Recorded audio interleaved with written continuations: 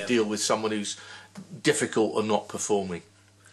I think, well, as I said before, the first thing to do is to try and deal with it as soon as you can.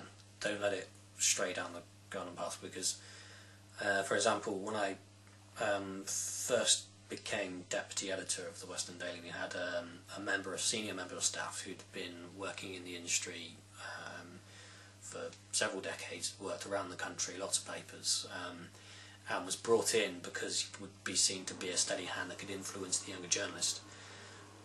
Unfortunately, it had the opposite effect, where he didn't like being told what to do by younger members of staff and didn't necessarily always agree with our ideas, and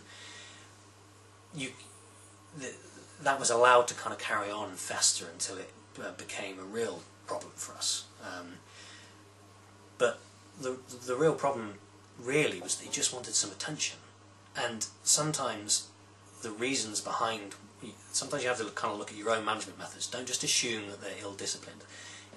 If they're ill-disciplined and they're not doing the things you want, that's probably for a reason, and some people just generally aren't just like that. There's normally a reason, and having that chat early when these signs start to develop will pay dividends, because you can kind of work out the issues there. You know, does he or she takes him an hour and a half to get in the morning because of the shifts that they're on, and so they come in feeling like the paper already owes them something. You know, there's normally something there that you can work out, and you can kind of come to some arrangement. Being too heavy-handed is normally a result of allowing something to grow into a bigger problem, so you're being forced to do that.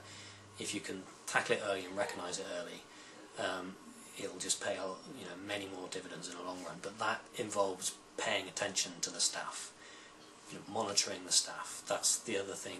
You won't recognise these problems if you don't pay attention.